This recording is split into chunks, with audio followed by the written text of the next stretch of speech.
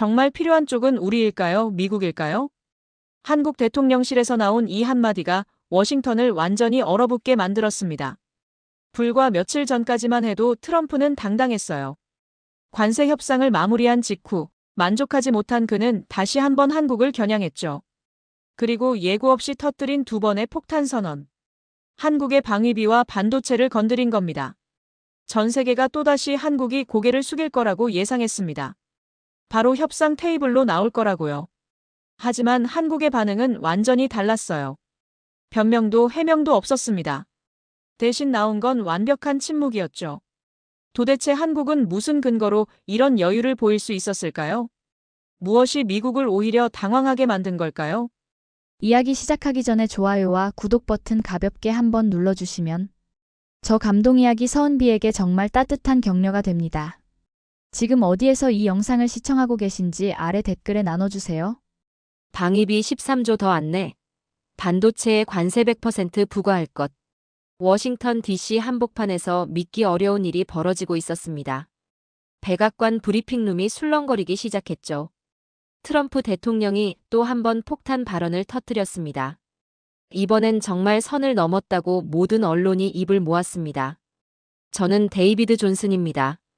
백악관 국가안보회의에서 15년간 동아시아 정책을 담당해온 전문가죠. 그동안 수많은 외교적 위기를 지켜봤지만 이번만큼은 정말 달랐습니다. 공기 자체가 달랐어요. 사실 모든 게 너무 갑작스럽게 일어났습니다. 관세 협상이 마무리된 지 겨우 며칠 만이었거든요. 한국은 반도체 관세 문제에서 상당히 유리한 조건을 얻어냈던 상황이었죠. 그런데 트럼프는 여전히 만족하지 못했습니다. 그날 오후 3시 백악관 오벌 오피스에서였습니다. 트럼프가 갑자기 기자들을 불러 모았어요. 처음엔 다들 또 무슨 폭탄 발언을 하려나 했습니다. 사실 관세 협상 이후 다른 카드를 꺼내드는 게 트럼프의 단골 레퍼토리였거든요. 워싱턴에 있다면 누구나 예상 가능한 그이의 전략적 수법이었으니까요. 그런데 이번엔 뭔가 달랐습니다. 한국이 미군의 보호를 받으려면 13조 원 더 내야 한다. 그 순간 참모진마저 당황하는 표정을 지었습니다. 한국을 압박할 때면 어김없이 등장하는 그의 유일한 카드. 지난 몇 년간 트럼프는 한국을 향해 방위비를 자신만의 만능 협상 카드로 사용해왔습니다. 하지만 13조 원이라는 구체적인 숫자가 나온 순간 분위기가 완전히 바뀌었어요. 저도 그 자리에 있었는데 솔직히 당황했어요. 평소 같으면 더 내야 한다 정도로 뭉뚱그려 말했는데 이번엔 정확한 금액까지 제시했거든요. 그것도 상상을 초월하는 액수로 말이죠. 주변 보좌관들은 놀란 듯 서로를 바라보며 순식간에 표정이 바뀌었습니다. 또 나왔구나 하던 여유로운 얼굴에서 이번엔 진짜인가? 하는 당황스러운 표정으로요. 몇몇 보좌관들의 얼굴이 하얗게 질리기 시작했어요. 13조 원이요? 미국 달러로 약 100억 달러입니다. 이건 단순한 협상용 엄포가 아니라 구체적인 요구사항이었어요. 한국의 연간 국방예산 4분의 1에 해당하는 어마어마한 금액이었습니다. 국가안보보좌관이 급하게 트럼프에게 귓속말을 하려고 했어요. 하지만 트럼프는 이미 말을 계속하고 있었죠. 이건 협상이 아니다. 당연한 요구다. 이 말까지 나왔을 때 정말 분위기가 얼어붙었습니다. 백악관 내부는 완전히 혼란에 빠졌어요. 국무부에서는 이건 동맹 파괴행위라고 난리였고요. 국방부에서는 주한미군 철수 각오하고 하는 말이냐며 부글부글 끓었습니다. 하지만 이미 전 세계에 퍼진 뒤였죠. 평소 같으면 트럼프의 또 다른 협상술이라고 넘어갔을 텐데 이번엔 달랐어요. 구체적인 숫자와 강경한 어조가 모든 걸 바꿔놓았습니다. 기자들도 이번엔 진짜 심각하다는 표정으로 바뀌었죠. 미국 언론이 들썩이기 시작했어요. CNN은 트럼프의 가장 강경한 동맹국 압박이라고 보도했습니다. 뉴욕타임즈는 이번엔 진짜다 13조 원 구체적 요구라고 대서특필했죠. 워싱턴 포스트는 협상을 넘어선 갈취 수준이라는 표현까지 썼어요. 그런데 정말 놀라운 건 한국의 반응이었어요. 아무런 반응이 없었거든요. 평소 같으면 유감스럽다는 외교적 멘트라도 나왔을 텐데 이번엔 완벽한 침묵이었어요. 이건 정말 예상 밖이었습니다. 트럼프가 방위비 카드를 꺼낼 때마다 한국은 나름대로 반응을 보여왔거든요. 때로는 해명하고, 때로는 반박하고, 때로는 협상 의지를 내비치기도 했죠. 하지만 이번엔 정말 조용했습니다. 백악관 내부에서는 이 침묵을 두고 갑론을박이 벌어졌습니다. 한국이 이번엔 정말 당황한 것 같다. 13조 원이라는 숫자에 충격받은 게 아닐까? 아니면 관세에서 이득을 봤으니까 이번엔 양보할 생각인가? 제 동료들도 이런 추측들을 쏟아냈죠. 하지만 며칠이 지나면서 분위기가 바뀌기 시작했어요. 한국 전문가들이 하나둘씩 다른 해석을 내놓기 시작했거든요. 특히 브루킹스 연구소의 분석이 인상적이었습니다. 이 침묵이 오히려 트럼프를 불안하게 만들고 있다. 정말 그랬어요. 트럼프는 한국의 즉각적인 반발이나 협상 제안을 기대했는데 아무 소리가 없으니까 더 초조해했습니다. 평소 같으면 또 저러네 하고 넘어갔을 한국이 완전히 다른 반응을 보이니까요. 그리고 일주일 후 서울에서 흘러나온 이야기를 들었을 때 저는 정말 놀랐습니다. 국무부 채널을 통해 전해진 소식이었어요. 대통령실 국가안보실 회의에서 나온 한마디였다고 하더라고요. 정말 필요한 쪽은 우리일까요? 미국일까요? 이 질문을 들었을 때 저는 소름이 돋았습니다. 15년간 미국이 한국에게 질문하는 구조였는데 이제는 완전히 뒤바뀐 거예요. 트럼프의 단골 협상 카드에 대해 한국이 완전히 새로운 방식으로 응답한 거죠. 그때 저는 깨달았습니다. 한국이 더 이상 예전의 한국이 아니라는 걸요. 주한미군 기지 운영비의 93%를 한국이 부담하고 있다는 사실을 우리 미국인들 중에서 아는 사람이 얼마나 될까요? 트럼프는 늘 하던 방위비 카드를 꺼냈지만 한국은 질문으로 답했어요. 그리고 그 질문이야말로 가장 강력한 무기였던 거죠. 하지만 한국의 조용한 뼈 때리는 질문에 정작 더 큰 문제가 생기기 시작했어요. 미국 언론들이 한국이 무슨 근거로 저렇게 이야기하지? 하며 근본을 파헤치기 시작한 거죠. 저는 그동안 한국 관련 보도 패턴을 잘 알고 있었습니다. 보통은 한국 측 반응이나 해명 코멘트가 빠르게 나왔거든요. 하지만 이번엔 완전히 달랐던 겁니다. 가장 먼저 움직인 건 워싱턴 포스트였어요. 백악관 출입기자인 존 스미스가 트럼프 13조 원 주장, 실제로는 얼마일까라는 기사를 준비하기 시작했습니다. 그는 국방부 예산서를 직접 뒤지기 시작했거든요. 결과는 충격적이었죠.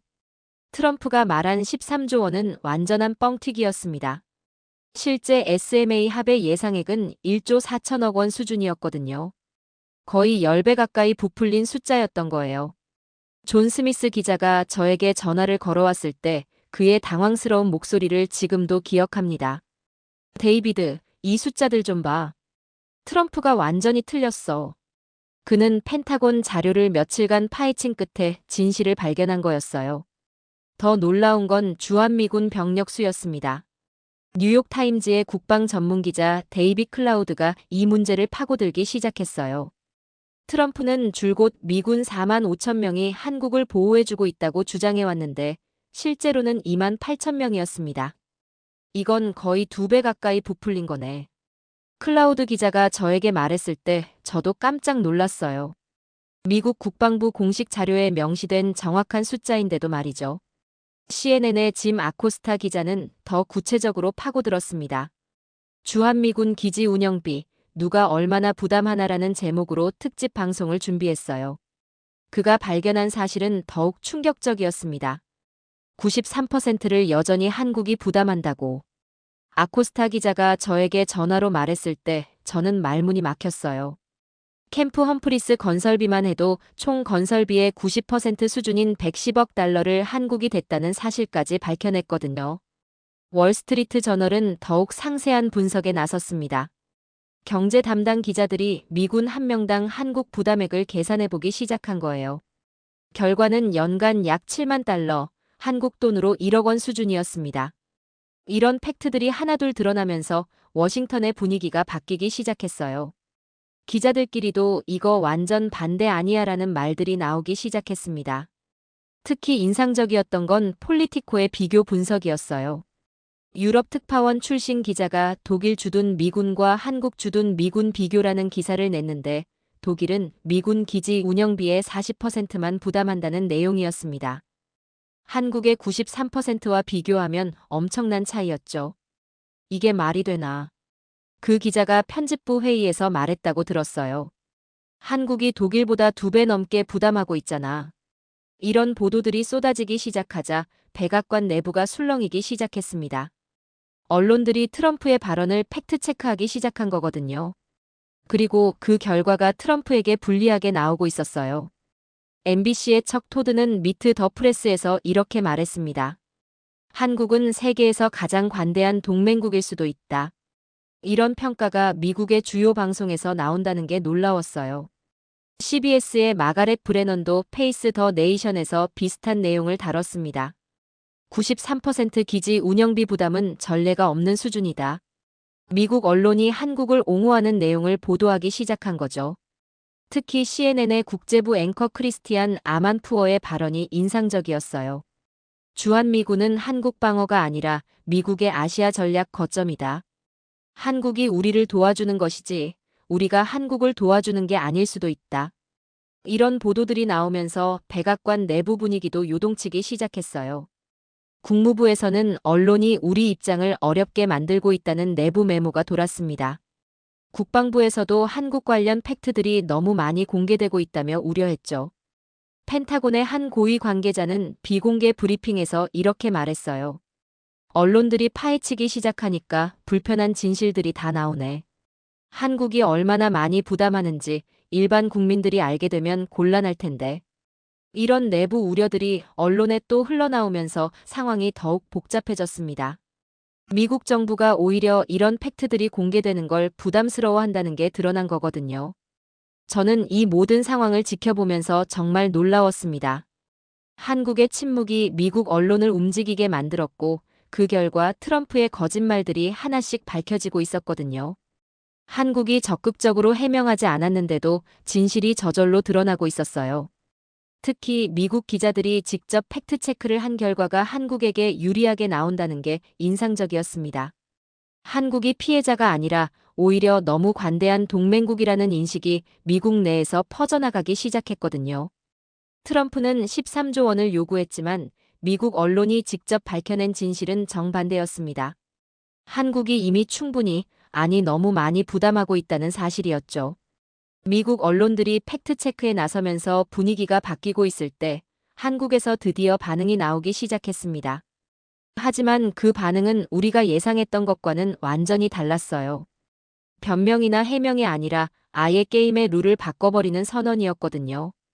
저는 15년간 한국 정치를 지켜봤지만 이번 한국 대통령만큼 예측하기 어려운 정치인은 처음이었습니다. 그의 과거 발언들을 다시 뒤져보니 정말 놀라운 사실을 발견했어요.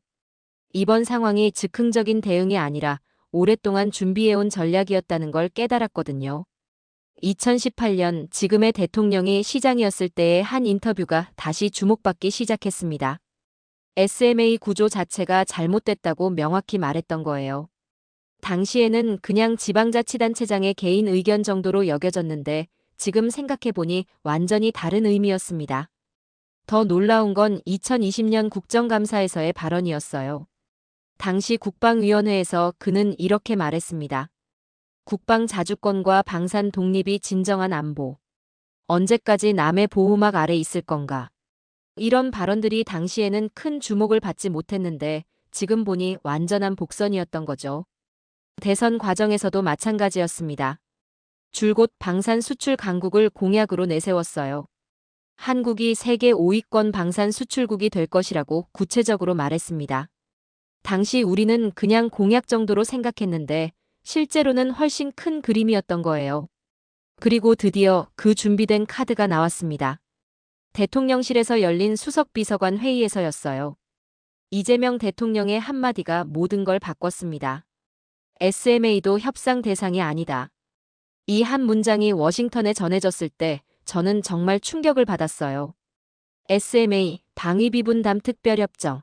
목적은 주한미군 주둔 비용 중 일부를 한국이 부담하는 협정이 언급된 겁니다. 심지어 협상을 거부한다는 게 아니라 아예 협상의 전제 자체를 부정한 거였거든요. 이건 단순한 거절이 아니라 게임 체인저였습니다. 백악관 내부는 완전한 혼란에 빠졌어요. 국가안보보좌관 제이크 설리번이 급하게 회의를 소집했습니다. 이게 무슨 뜻이야? 한국이 진짜 거부하는 거야? 참석자들의 당황스러운 목소리가 들려왔어요. 더 놀라운 건 한국 측에서 흘러나온 추가 발언이었습니다. 우리는 더 이상 보호받는 나라가 아니다. 보호하는 나라로 성장했다. 이런 자신감 넘치는 발언을 듣고 저는 정말 놀랐어요. 그리고 워싱턴에서는 바로 그 근거를 찾아 나섰습니다. 그리고 한국의 방산 수출 실적을 집중 조명했죠. 2024년 한국 방산 수출액이 무려 200억 달러를 넘어섰다는 발표였습니다. 세계 6위 수준이라는 구체적인 수치까지 나왔어요. K9 자주포 폴란드 수출 180억 달러, KF-21 전투기 인도네시아 공동 개발, 천궁2 중동 수출 협상 진행. 이런 구체적인 사례들이 쏟아져 나왔어요. 저는 이 숫자들을 보고 정말 깜짝 놀랐습니다. 한국이 언제 이렇게 강해졌나 싶었거든요. 불과 몇 년 전만 해도 무기를 사는 나라였는데 이제는 세계 곳곳에 파는 나라가 됐더라고요. 특히 인상적이었던 건 폴란드 사례였어요. 한국이 폴란드에 K9 자주포 672문을 수출하는 계약을 체결했다는 소식이었습니다. 이건 단일 계약으로는 세계 최대 규모라고 하더라고요. 폴란드가 독일 무기 대신 한국 무기를 선택했다. 이 자료를 보고 저는 한국의 위상 변화를 실감했어요. 나토 국가가 한국 무기를 신뢰한다는 건 정말 대단한 일이었거든요. 호주도 마찬가지였습니다. K9 헌팅스맨 자주포 30문을 도입하기로 했다는 소식이 나왔어요. 호주는 미국의 핵심 동맹국인데 그런 나라가 한국 무기를 선택한 거였습니다. 이런 사실들이 하나둘 공개되면서 워싱턴의 분위기가 완전히 바뀌었어요. 한국이 더 이상 예전의 한국이 아니다. 이런 평가가 국무부 내부에서 나오기 시작했습니다. 국방부에서도 비슷한 반응이었어요. 한국 방산 기술이 이렇게 발전했나? 우리가 보호해줘야 할 나라가 맞나? 이런 의문들이 제기되기 시작했죠. 특히 충격적이었던 건 한국의 방산 기술 수준이었습니다. KF-21 전투기 개발 성공 소식이 다시 주목받기 시작했어요. 4.5세대 전투기를 자체 개발한 나라는 전 세계에 몇 안 된다는 분석이 나왔습니다. 천궁2 미사일 방어 시스템도 마찬가지였어요. 패트리어트 미사일과 비슷한 성능을 가진 자체 개발 시스템이라는 평가였습니다. 한국이 더 이상 미국 무기에 의존하지 않는다는 분석이 나왔죠. 이런 현실을 직면하면서 트럼프의 13조 원 요구가 얼마나 시대착오적인지 드러났습니다. 한국이 더 이상 일방적으로 보호받는 나라가 아니라는 게 명확해진 거예요. 오히려 미국과 대등한 파트너십을 요구할 만한 실력을 갖췄다는 평가가 나오기 시작했습니다. 저는 이 모든 상황을 지켜보면서 정말 놀라웠어요. 이재명 대통령의 SMA는 협상 대상이 아니다라는 한마디가 단순한 거절이 아니라 완전히 새로운 패러다임 제시였다는 걸 깨달았거든요. 한국은 더 이상 받기만 하는 나라가 아니었습니다. 이제는 주는 나라, 보호하는 나라로 성장한 거였어요. 그리고 그 모든 준비를 이재명 대통령은 오래전부터 해오고 있었던 거죠. 트럼프가 과거의 프레임으로 압박했지만 한국은 이미 미래의 프레임으로 이동해 있었습니다. 이제 게임의 룰 자체가 바뀐 거예요. 그러자 트럼프는 또 다른 카드를 꺼내 들었습니다. 이번에는 완전히 다른 분야였어요. 반도체였습니다. 한국의 핵심 수출 분야를 카드로 꺼내든 겁니다. 저는 그날 백악관 브리핑을 지켜보면서 정말 당황했어요. 방위비 카드가 통하지 않자 트럼프가 완전히 다른 방향으로 나간 거였거든요. 그런데 그 방향이 정말 예상치 못한 곳이었습니다. 이번에도 사전 예고 없는 즉석 브리핑이었거든요. 참모들의 표정을 보니 또 즉흥적인 발언이 나올 것 같았어요. 모든 반도체에 100% 관세를 부과하겠다. 트럼프의 이 한마디가 또다시 전 세계를 뒤흔들었습니다. 100% 관세요? 이건 사실상 수입 금지 수준의 관세였어요. 저도 그 자리에서 깜짝 놀랐습니다. 방위비에서 반도체로 이렇게 갑자기 화제를 바꿀 줄 몰랐거든요. 더군다나 100%라는 극단적인 수치까지 내놓을 줄이야. 주변 보좌관들의 표정이 또 하얗게 질렸어요. 국가경제위원회 위원장이 급하게 트럼프에게 다가가려고 했지만 이미 늦었습니다. 전 세계 언론도 이 발언을 실시간으로 보도하기 시작했거든요. 한국도 예외 없다. 트럼프가 추가로 던진 한마디였어요. 이 말을 듣는 순간 저는 한국이 정말 큰 타격을 입을 거라고 생각했습니다.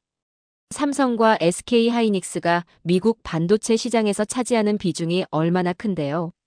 CNN이 가장 먼저 속보를 내보냈어요. 트럼프, 모든 반도체에 100% 관세 부과 선언. 뉴욕타임즈도 즉시 반도체 전쟁 선포라는 제목으로 기사를 올렸죠. 월스트리트 저널은 글로벌 공급망 대혼란 예고라고 보도했습니다. 전 세계 주식시장이 즉시 반응했어요. 이건 정말 엄청난 충격파였습니다. 이번엔 한국 정부의 반응도 빨랐어요. 득이냐 실이냐를 두고 설전이 벌어졌죠. 그런데 정말 이상한 게 있었어요. 워싱턴이 너무 조용했다는 점이었습니다. 보통 이런 폭탄 발언이 나오면 관련 부처들이 해명에 나서거나 추가 설명을 하는데 이번엔 완전히 침묵이었어요. 국무부도 상무부도 무역대표부도 아무 말이 없었습니다. 심지어 백악관 대변인도 대통령 발언에 추가할 내용 없다고만 했어요. 이런 반응은 정말 이상했습니다. 더 이상한 건 국방부의 반응이었어요.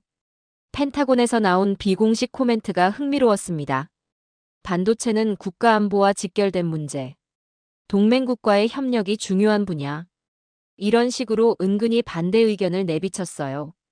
시간이 흐르면서 더욱 이상한 일들이 벌어지기 시작했습니다. 관세청에서 구체적인 시행 방안에 대한 질문이 들어오자 아무도 명확한 답변을 못하는 거예요. 검토 중이라는 답변만 반복했습니다. 상무부 내부에서도 혼란이 있었어요. 한 관계자가 저에게 이렇게 말했습니다. 솔직히 우리도 어떻게 해야 할지 모르겠어. 100% 관세를 실제로 적용하면 미국 경제도 심각한 타격을 받아. 그때 저는 뭔가 이상하다는 걸 느끼기 시작했어요. 트럼프의 발언에 대한 워싱턴 내부의 반응이 너무 미지근했거든요. 평소 같으면 관련 부처들이 바쁘게 움직였을 텐데 이번엔 그런 게 전혀 없었어요. 그리고 며칠 후 한 가지 사실을 알게 됐습니다. 삼성과 SK 하이닉스가 이미 미국의 대규모 공장을 운영하고 있다는 점이었어요.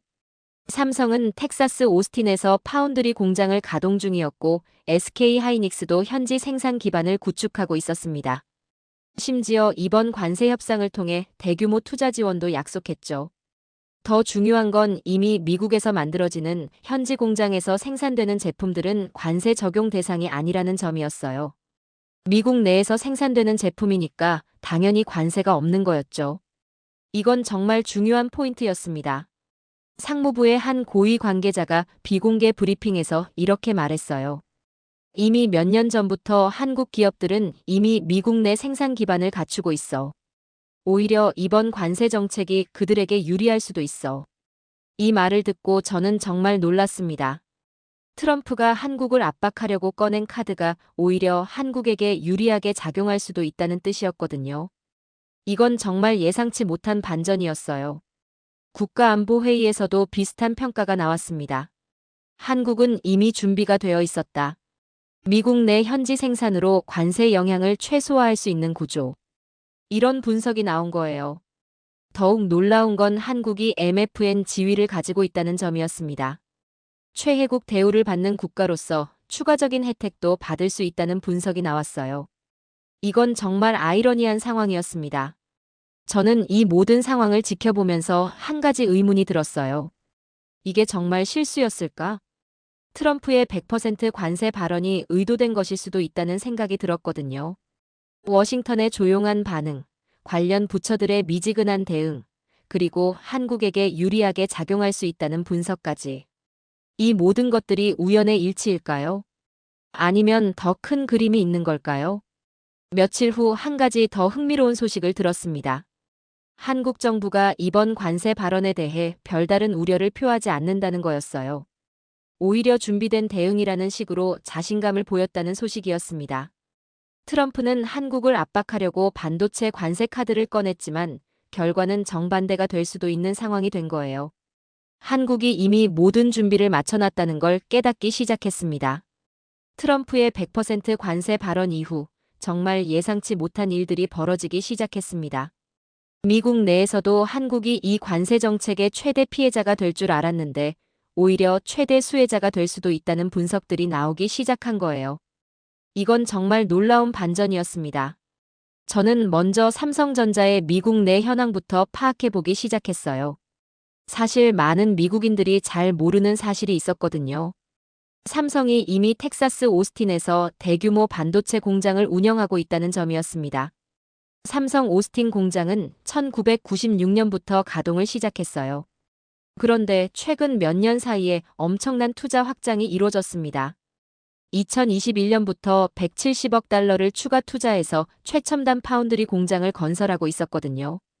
더 놀라운 건 이 공장의 규모였어요. 연간 생산 능력이 월 4만 장 웨이퍼 수준이었습니다. 이건 전 세계 최고 수준의 생산 규모였어요.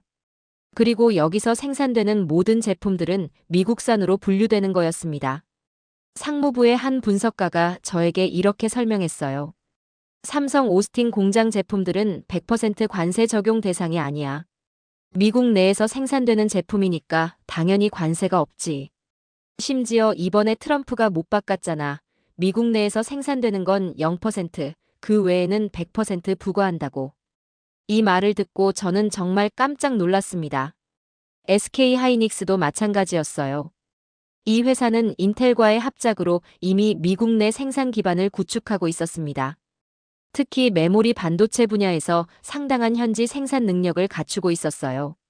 국가안보회의에서 나온 내부 보고서를 보고 저는 더욱 놀랐습니다. 한국 반도체 기업들의 미국 내 생산 비중이 예상보다 훨씬 높다. 이들은 관세 정책의 직접적 영향을 거의 받지 않을 것. 이런 내용이었거든요. 더 중요한 건 타이밍이었어요. 삼성과 SK 하이닉스가 미국 현지 공장 투자를 본격화한 시점이 2020년부터였습니다. 트럼프 1기 행정부 때부터 이런 보호무역 정책이 나올 걸 예상하고 미리 준비해왔다는 소문도 돌 정도였죠. 한국 기업들이 정말 전략적이었네. 무역 대표부의 한 고위 관계자가 저에게 말했습니다. 우리가 관세 정책을 발표하기도 전에 이미 대비책을 마련해놨어. 무역 전문가들의 분석도 나오기 시작했어요. 한국은 MFN 지위로 인해 추가 혜택을 받을 수 있다. 다른 국가들에 비해 훨씬 유리한 위치에 있다. 이런 평가들이 쏟아져 나왔습니다. 구체적인 수치도 나왔어요. 일반 국가들은 100% 관세를 적용받지만 MFN 지위 국가들은 15% 수준의 우대 관세를 적용받을 수 있다는 분석이었습니다.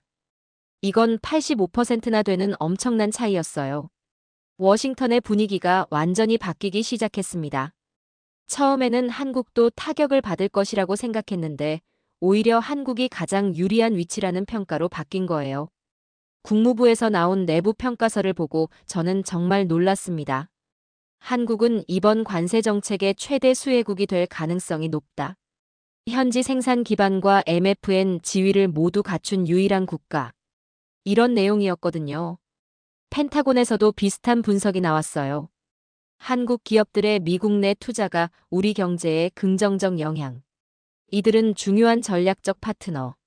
이런 평가였습니다. 특히 인상적이었던 건 골드만삭스에서 나온 보고서가 결정적이었어요.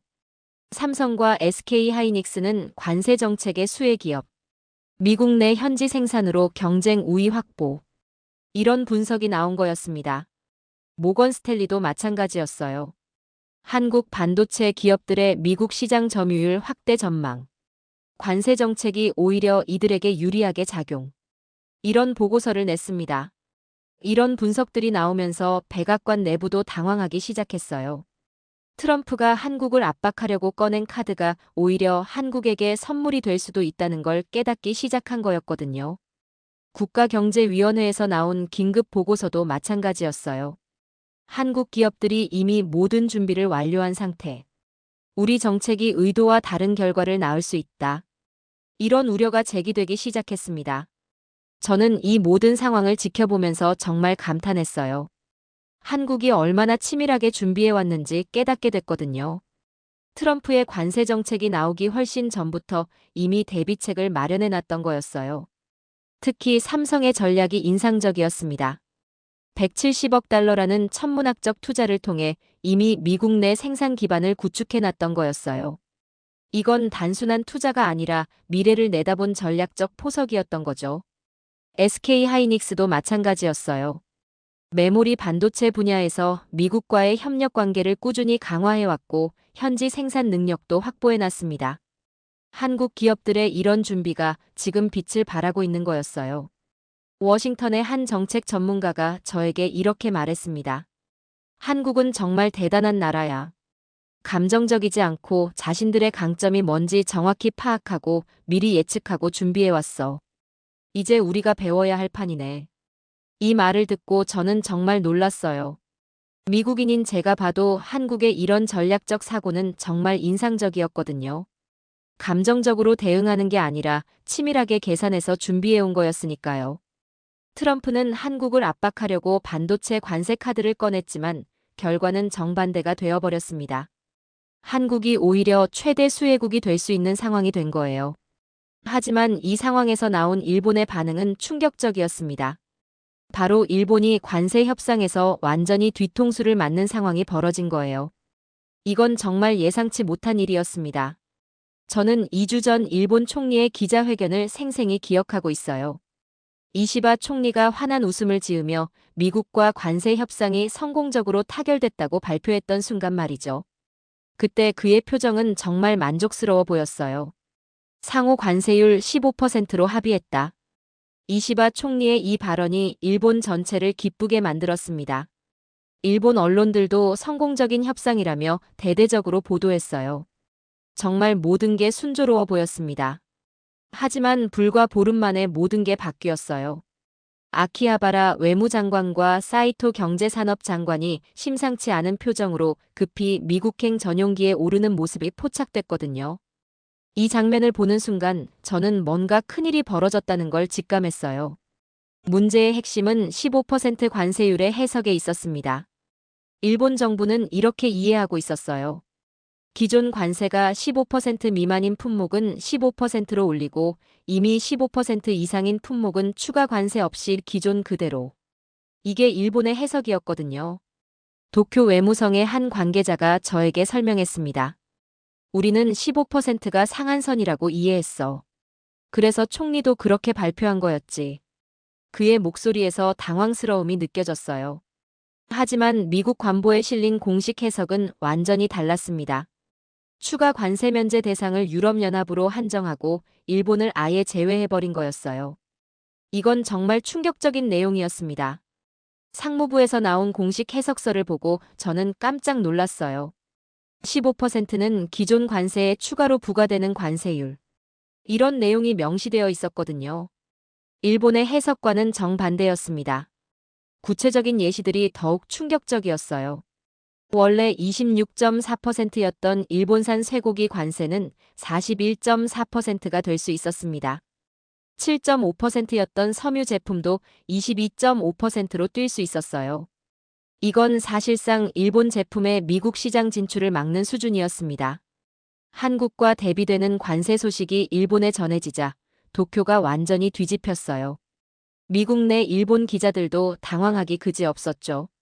아사히 신문이 가장 먼저 미국에 당했다라는 강렬한 제목으로 일면 톱 기사를 냈습니다.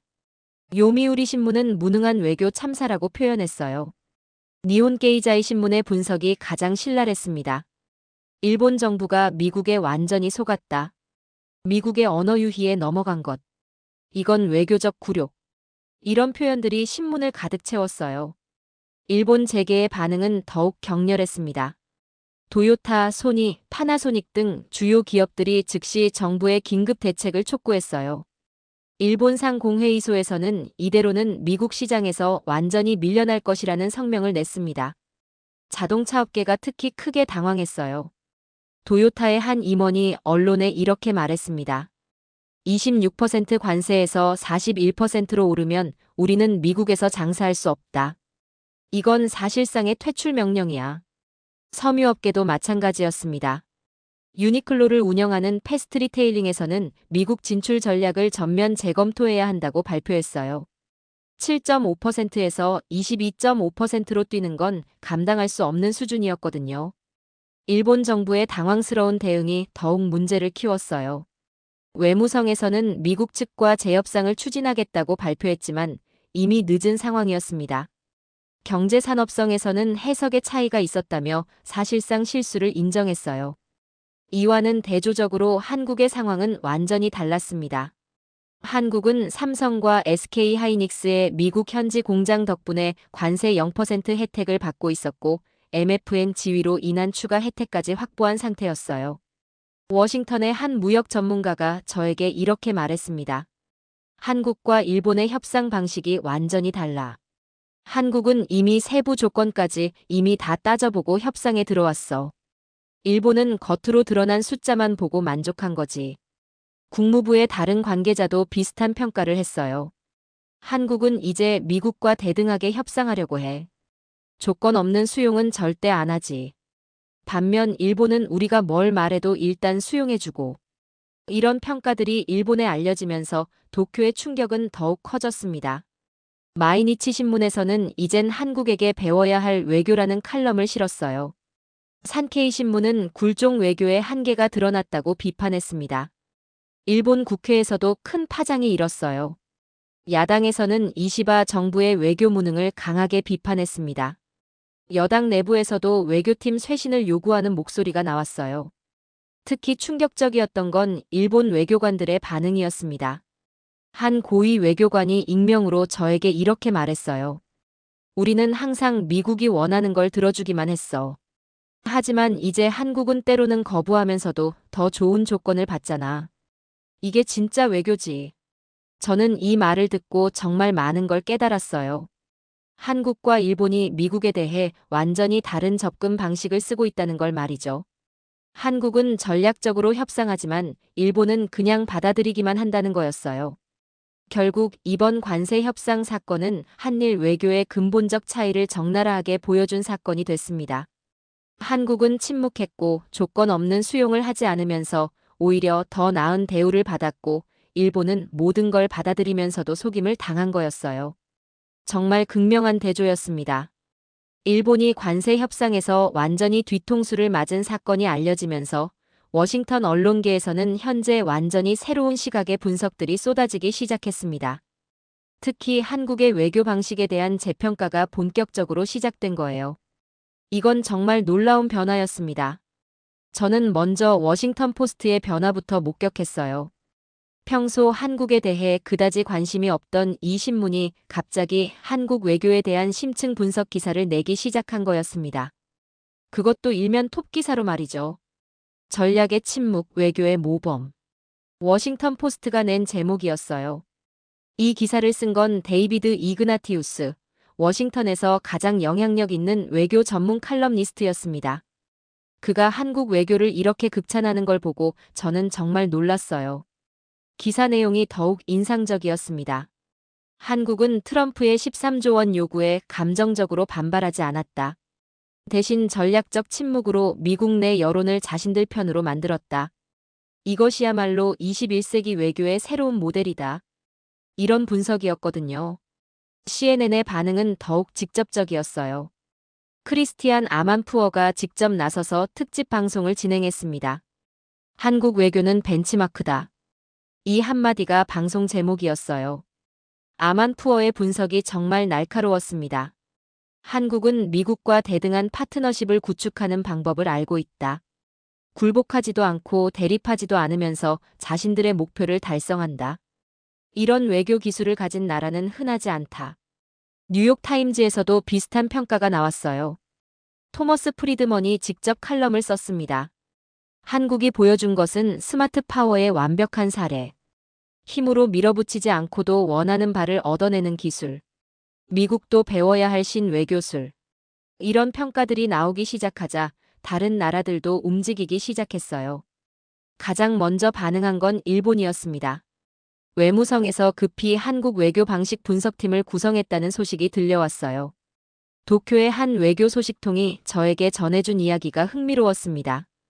일본 외무성이 한국의 최근 외교 문서들을 전부 분석하고 있어. 특히 SMA 관련 대응 방식을 철저히 연구하고 있다고 해. 우리도 저런 식으로 협상할 수 있는지 검토 중이래. 유럽연합도 마찬가지였어요.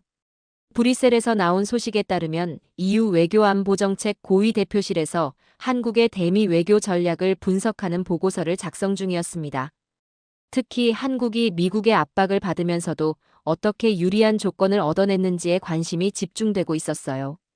프랑스 외무부의 한 고위 관계자가 파이낸셜 타임즈의 한 인터뷰가 인상적이었습니다. 한국의 외교 방식은 정말 배울 점이 많다. 압박받을 때 어떻게 대응해야 하는지 보여주는 교과서 같은 사례. EU도 미국과의 관계에서 참고할 만한 전략.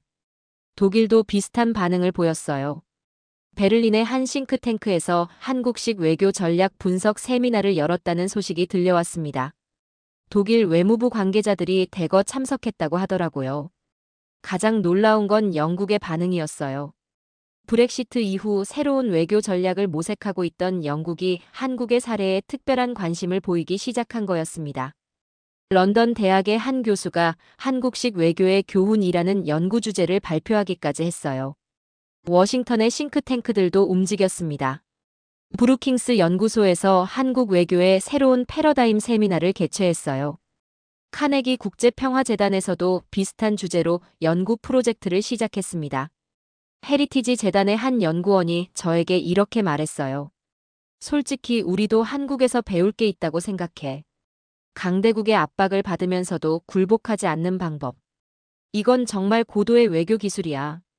조지타운 대학교 외교대학원에서는 아예 한국 외교 사례 연구 강좌를 신설했다는 소식도 들려왔어요. 학생들의 관심이 폭발적이었다고 하더라고요. 미래의 외교관들이 한국에서 배우고 싶어 한다는 게 교수진의 설명이었습니다. 하버드 케네디 스쿨에서도 마찬가지였어요. 21세기 외교 전략 수업에서 한국 사례를 중점적으로 다루기 시작했습니다. 특히 약소국이 강대국과 대등하게 협상하는 방법이라는 관점에서 접근했어요. 이런 변화들을 지켜보면서 저는 정말 감격스러웠어요. 15년 전만 해도 한국은 미국의 정책을 그대로 따라하고 수용만 하는 나라로 여겨졌는데 이제는 오히려 미국이 한국에서 배우려고 하고 있었거든요. 이건 정말 역사적인 변화였습니다. 특히 인상적이었던 건 젊은 외교관들의 반응이었어요. 국무부의 20대, 30대 직원들이 한국 외교 방식에 특별한 관심을 보이고 있었습니다. 한 젊은 외교관이 저에게 이렇게 말했어요. 한국이야말로 진짜 스마트 파워를 구사하는 나라 같아. 사실 수치적으로 밀리지 않는 기술력과 외교적 위치를 가지고 있으니까 당당하게 말할 수 있는 거지. 심지어 펜타곤에서도 한국의 전략을 연구하기 시작했어요. 군사적 압박 없이도 원하는 바를 얻어내는 방법. 이것이야말로 미래의 안보 전략. 이런 평가가 나왔습니다. 월스트리트 저널의 분석이 가장 핵심을 찔렀어요. 한국은 교과서를 받던 나라에서 교과서를 만드는 나라로 변했다. 이제 전 세계가 한국의 외교 전략을 공부하고 있다. 이것이 바로 K 전략의 힘이다.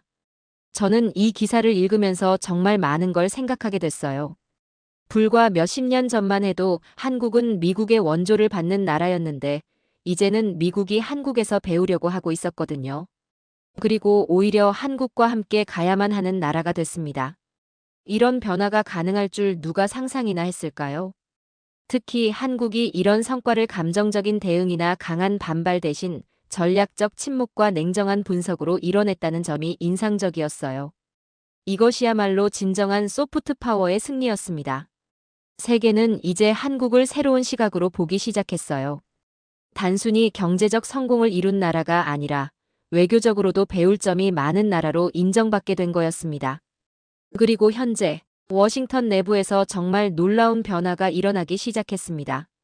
한국에 대한 근본적인 인식 전환이 일어나고 있었던 거예요. 이건 단순한 정책 조정이 아니라 완전히 새로운 패러다임으로의 전환이었습니다. 트럼프의 연이은 압박과 한국의 전략적 대응을 지켜본 저는 정말 많은 생각이 들기 시작했습니다. 15년간 워싱턴에서 한국을 지켜봐온 제가 봐도 이번 사건들은 정말 특별했어요. 한국이 보여준 모습이 제가 알던 그 나라와는 완전히 달랐거든요. 점심시간에 동료들과 이야기를 나눈 게 아직도 생생해요. 국무부에서 20년간 일해온 마이클 브라운이 이렇게 말했습니다. 데이비드, 솔직히 말해봐. 한국이 이렇게 나올 줄 알았어? 트럼프가 13조 원 요구했을 때 뭔가 반응이라도 나올 줄 알았는데 완전한 침묵이라니. 저도 그때를 떠올리며 답했어요. 정말 예상 밖이었어. 보통은 즉각 반박하거나 해명부터 나오는데. 하지만 지금 보니까 그 침묵이야말로 가장 강력한 대답이었던 것 같아. CIA 출신인 톰 윌슨이 끼어들었습니다. 내가 볼 때는 한국이 이미 모든 걸 계산하고 있었어. 트럼프가 뭘 할지, 미국 내 여론이 어떻게 변할지 다 예측하고 대비한 것 같아. 이런 수준의 전략적 사고는 정말 드물어. 그 말을 듣고 저는 최근에 폭풍 같았던 사건들을 돌이켜봤어요. 처음에 트럼프가 13조 원을 요구했을 때 저는 한국이 큰 공경에 빠질 거라고 생각했었거든요. 하지만 결과는 정반대였습니다. 미국 언론이 직접 나서서 팩트체크를 했고 오히려 한국이 너무 많이 부담하고 있다는 사실이 드러났어요. 브루킹스 연구소의 제임스 스타인버그 전 국무부 부장관과 저녁을 먹으면서 나눈 대화도 인상적이었어요. 한국이 보여준 건 정말 고수의 외교술이야. 감정적으로 반응하지 않고 상대방이 스스로 진실을 발견하게 만드는 기술. 이런 걸 소프트 파워라고 하는 거 아닐까? 이런 대화들이 이어지면서 워싱턴 곳곳에서 흥미로운 변화가 일어나기 시작했어요. 갑자기 몇 년 전에 나왔던 연구 보고서들이 다시 주목받기 시작한 거였습니다. 특히 당시에는 한국 과대평가라며 무시당했던 분석들이 재조명받고 있었어요. 제 동료인 케빈 로저스가 흥미로운 이야기를 들려줬어요. 2019년에 랜드 연구소에서 나온 보고서 기억나? 한국의 전략적 가치 재평가 그거 말이야. 당시에는 아무도 관심 안 가졌는데 지금 모든 사람이 그 보고서 찾고 있어. 한국이 2025년경 필수 불가결한 파트너가 될 거라고 예측했었거든. 정말 그랬어요. 그 보고서를 쓴 존 리 박사도 최근 여러 곳에서 강연 요청을 받고 있다고 하더라고요. 당시엔 너무 낙관적이라는 평가를 받았는데 지금 보니 오히려 보수적이었던 것 같다는 평가로 바뀌었어요. 반도체 관세 사건도 마찬가지였죠. 트럼프가 100% 관세를 발표했을 때 저는 한국 반도체 업계가 큰 타격을 받을 거라고 생각했어요. 하지만 지금 상황이 완전히 뒤바뀌었습니다. 제 동료인 상무부 출신 케빈이 이렇게 말하더라고요. 삼성이 텍사스에 170억 달러 공장을 지었을 때 우리는 그냥 투자 유치 정도로 생각했어. 하지만 지금 보니까 이건 완전한 전략적 포석이었던 거야. 2020년 카네기 재단 보고서에서 이미 이런 전략을 예측했었거든. 그제야 저는 깨달았어요. 한국의 미국 현지 공장 투자가 단순한 사업 확장이 아니라 미래의 무역 분쟁을 대비한 치밀한 전략이었다는 걸 말이죠. 그리고 이런 분석을 담은 연구들이 이미 몇 년 전부터 나와 있었다는 것도요. 펜타곤에서 만난 동아시아 담당 분석관과의 대화도 기억에 남아요. 데이비드, 솔직히 말하면 우리가 한국을 과소평가했어. 2021년에 우리 내부에서 한국 방산 기술 평가 보고서가 나왔는데 당시엔 과대평가라며 묻어뒀거든. 지금 다시 보니까 그 보고서가 정확했어. 한국은 이미 우리와 대등한 파트너였던 거야. 정말 그랬어요.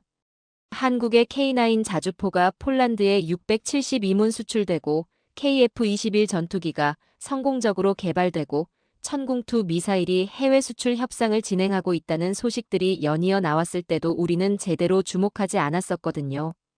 브루킹스의 한 연구원이 저에게 이렇게 말했어요. 2020년 우리가 낸 포스트 코로나 시대 한국의 부상 보고서 기억해? 당시 동료들이 너무 낙관적이라고 비판했는데 지금은 모든 사람이 그 보고서 찾고 있어. 한국이 미국을 필요로 하는 만큼 미국도 한국을 필요로 하게 될 거라고 예측했었거든. 이런 대화들을 나누면서 저는 정말 많은 걸 깨달았어요. 우리가 한국을 여전히 1990년대 관점에서 보고 있었다는 걸 말이죠. 하지만 한국은 이미 2020년대로 넘어가 있었던 거였어요. 어제 동료들과 나눈 대화의 마지막 부분이 가장 인상적이었습니다. 톰 윌슨이 이렇게 정리했어요. 결국 트럼프는 돈을 원했지만 한국은 전략으로 답했어. 방위비 압박은 무너졌고 관세 정책은 오히려 한국을 이롭게 했어. 이제 우리가 인정해야 할 때가 온 거야. 한국은 더 이상 우리가 가르치는 나라가 아니라 우리가 배워야 하는 나라라는 걸. 마이클 브라운도 고개를 끄덕이며 말했습니다. 맞아. 우리는 이제 교과서를 받는 입장이 됐어. 한국이 교과서를 만드는 나라가 된 거지. 그 말을 듣고 저는 정말 감동스러웠어요. 15년 전 제가 워싱턴에 처음 왔을 때만 해도 한국은 미국의 정책을 그대로 따라하는 나라로 여겨졌는데 이제는 오히려 미국이 한국에서 배우려고 하고 있었거든요. 특히 한국이 이런 성과를 감정적인 대응이나 강한 반발 대신 전략적 침묵과 냉정한 분석으로 이뤄냈다는 점이 인상적이었어요. 압박을 받았을 때 맞받아치는 것도 굴복하는 것도 아닌 제3의 길을 선택한 거였습니다. 이제 워싱턴 전체가 한국을 새로운 시각으로 보기 시작했어요. 단순히 경제적 성공을 이룬 나라가 아니라 외교적으로도 전략적으로도 배울 점이 많은 나라로 인정받게 된 거였습니다. 정말 역사적인 변화였어요. 오늘의 사연은 단순한 외교 갈등의 이야기가 아니었습니다. 이것은 한 나라가 어떻게 진정한 강국으로 성장하는지 보여주는 역사적 순간이었어요. 트럼프는 돈을 원했습니다. 13조 원이라는 터무니없는 금액으로 한국을 굴복시키려 했죠. 하지만 한국은 전략으로 답했습니다. 침묵이라는 가장 강력한 무기로요. 방위비 압박은 무너졌습니다. 미국 스스로가 한국의 관대함을 인정하게 됐거든요. 관세 정책은 오히려 한국을 이롭게 했습니다. 이미 준비된 현지 공장과 전략적 사고 덕분이었죠. 그리고 마침내 전 세계가 깨달았습니다. 한국이 더 이상 가르침을 받는 나라가 아니라는 걸요. 이제 한국은 교과서를 만드는 나라가 됐습니다. 세계가 배우고 싶어하는 나라가 된 거예요. 70년 전 폐허 속에서 시작된 나라가 이제는 세계에서 당당해진 나라로 성장한 오늘의 이야기를 함께 해주셔서 감사합니다.